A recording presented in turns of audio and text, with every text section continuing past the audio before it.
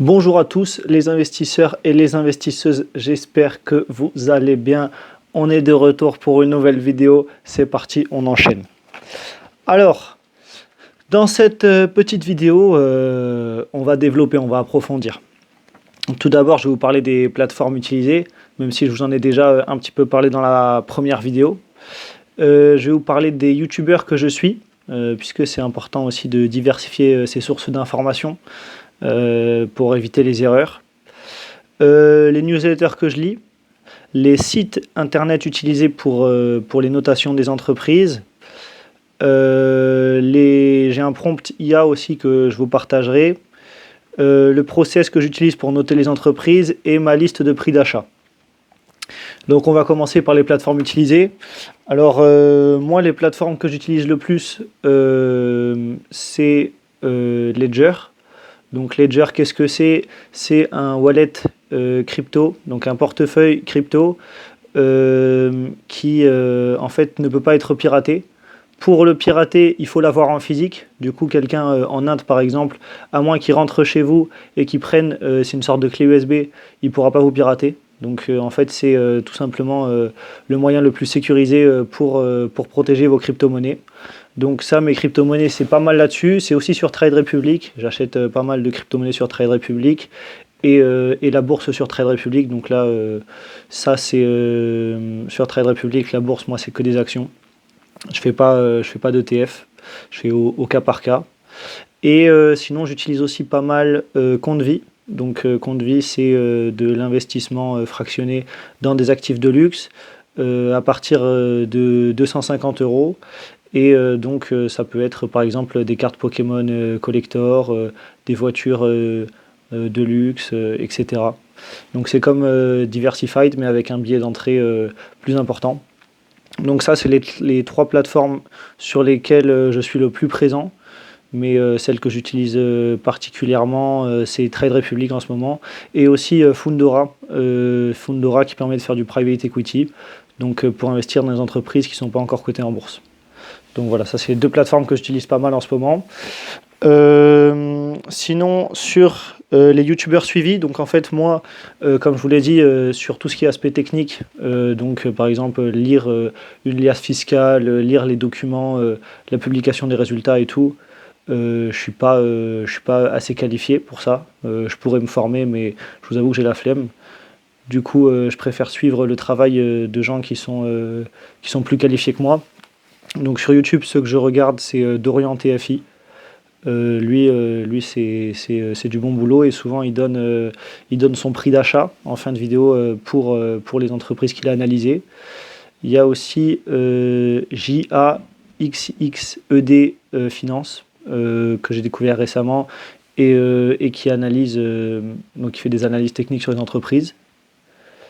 Et après il y a Hugo Finance, Hugo mais sans le H, donc UGO Finance. Donc voilà, ça c'est trois youtubeurs que je regarde pas mal et qui font des analyses techniques d'entreprise. Donc ça peut être intéressant. Après, faut jamais tout miser sur une information. Faut vraiment croiser les sources avant de se lancer et d'investir. Au niveau des newsletters, avant j'en avais pas mal, mais j'ai fait le tri parce que en fait ça prend trop de temps de lire plein de newsletters. Donc moi en termes de finance, je crois que j'en lis qu'une, c'est Actionnaire avec un K à la place du C. Et en fait tous les jours ils envoient plusieurs pavés où ils résument l'actualité financière, géopolitique du monde. Et c'est pas mal pour suivre l'actualité. C'est tous les jours en semaine, le matin. Ça prend 5-10 minutes à lire et donc j'essaye de lire ça tous les jours. C'est plutôt pas mal. Au niveau des sites internet utilisés pour la notation des entreprises, moi j'utilise Guru Focus. Donc c'est GURU espace Focus. Donc ça, voilà, toujours dans l'idée de croiser les sources, de pas mettre tous les œufs dans le même panier. Donc si par exemple j'ai Dorian TFI qui me dit l'action Microsoft est à un prix d'achat très intéressant, bah, je vais essayer d'aller voir sur Guru Focus, voir ce qu'ils en pensent. Et du coup, ils te disent en fait le prix actuel et le prix que eux ils auraient donné. Donc tu peux voir si on est en dessous du prix réel ou au-dessus. Et voilà, si toutes les sources que tu as coïncident et disent que c'est un bon moment pour acheter et que tu as envie d'acheter, bah, c'est peut-être que c'est une bonne idée. Enfin, que ça pourrait être une bonne idée. Donc ouais, Guru Focus c'est bien. Après la version gratuite, on a genre 5 essais par semaine je crois. Donc on peut faire 5 recherches par semaine. Donc c'est un peu chiant, il faut vraiment c'est pas dès qu'on a une question sur une entreprise on va y aller. C'est vraiment une des dernières étapes. Dès qu'il y a une entreprise dont on est vraiment intéressé, sur laquelle on est vraiment intéressé, bah là on peut aller rechercher sur ce site et pour confirmer ou non si c'est un bon investissement. J'ai aussi un prompt d'intelligence artificielle, je pourrais vous le partager. Là, il n'est pas encore à jour. En gros, juste, je dis au prompt, je pose au prompt je pose à l'IA quelques questions sur une entreprise et du coup, ça me donne plus d'informations sur la qualité de l'entreprise, sur son activité, etc. Mais il faudrait que je modifie le prompt pour pouvoir mettre des rapports financiers dedans et qu'il analyse les rapports financiers et qu'il me dise si l'entreprise est en croissance, etc. Les investissements à venir, les priorités de l'entreprise. Donc pour l'instant, je n'utilise pas trop le prompt, mais je pourrais vous le partager. Et je me suis fait un process de notation des entreprises. Donc ça, je pense, je vais vous le mettre en description. Alors le process, je l'ai mis où? Alors, je me suis fait plusieurs étapes. Donc la première étape, c'est qu'on me recommande l'entreprise. Donc ça peut être du bouche à oreille, ça peut être sur Internet, etc. Voilà, si on me dit ça c'est une très belle entreprise, etc., qui fait une bonne activité, activité stable, de croissance, qui est pas cyclique, qui est solide, ça peut être par exemple de l'alimentation, de l'énergie, etc. Ensuite, je vais regarder la page Wikipédia de l'entreprise, voir commencer à me renseigner particulièrement sur l'entreprise, ses activités, etc., ses actionnaires. Je peux taper aussi le nom de l'entreprise sur Internet et à côté je mets polémique. Par exemple, ça peut être Airbus polémique. Et s'il y a une polémique, bah, je sais, ça me donne plus d'informations sur l'entreprise. Si par exemple il y a des polémiques sur des affaires de corruption, sur des affaires de travail de mineurs, etc., bah, ça peut me donner des indications. Et si par exemple bah, l'activité de l'entreprise qui a fait polémique fait en sorte que l'entreprise ne corresponde pas à mes valeurs, bah, je vais pas me lancer dessus. Je regarde aussi donc sur Trade Republic, moi c'est l'application que j'utilise, le consensus des analystes, même si bon c'est vraiment pas sur ce chiffre qu'il faut se focaliser parce que c'est un chiffre qui est pas sur la structure de l'entreprise, qui est pas vraiment sur le fond, mais qui est plutôt sur la tendance, sur si le marché achète ou pas cette action. Donc en fait, il faut pas trop regarder ça, mais bon, on peut le regarder. Et regarder aussi donc sur Internet, par exemple, ABC Bourse ou des courtiers comme ça, des sites de bourse spécialisés, quelle note ils donnent à cette entreprise, si elle est survalorisée, sous-valorisée, etc. Toujours essayer de croiser les informations et si ça coïncide, bah c'est cool. Je regarde aussi du coup sur Guru Focus. Après, je sais qu'il y a d'autres sites, mais moi c'est celui-là que j'utilise, c'est Guru Focus. Du coup, j'utilise aussi mon prompt IA. Donc, je vais dire à mon prompt d'analyser telle entreprise et voir un peu comment ça fonctionne de l'intérieur. Et puis après, je vais voir si les youtubeurs que je regarde on fait une vidéo sur cette entreprise. Là, souvent c'est un critère nécessaire pour que je me lance dedans, parce qu'il faut une analyse technique poussée de l'entreprise. Et s'il n'y a pas d'analyse technique faite sur une entreprise et faite par des youtubeurs, on va dire, qui je sais font du bon travail et qui sont qualifiés, Souvent, je ne vais pas me lancer parce que l'analyse technique, c'est une des choses les plus importantes. Donc là, voilà, c'est d'orienter FI, Jacsid Finance, Hugo Finance. Je me suis noté aussi Guillaume Fournier, Barnabé, Bourse et Investissement. Mais bon, j'imagine qu'il y en a plein d'autres. À vous après de voir si, s'ils font du bon boulot ou pas.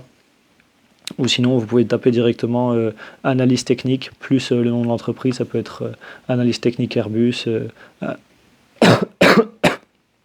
Pardon. Analyse technique Ferrari, etc. Et, et voilà, eux, ils vont voir en profondeur si l'entreprise est intéressante.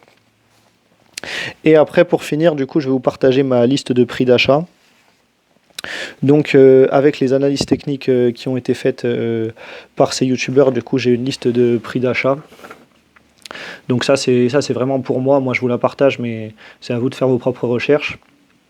Donc une zone de prix d'achat, c'est quoi? C'est en fait à partir du moment où le cours d'une action va passer en dessous de X, et bien on va décréter que c'est le moment de rentrer, de renforcer sa position sur cette action. Donc moi le prix d'achat donc là j'ai toute une liste d'actions. Sur LVMH, je me le suis fixé à 460 €.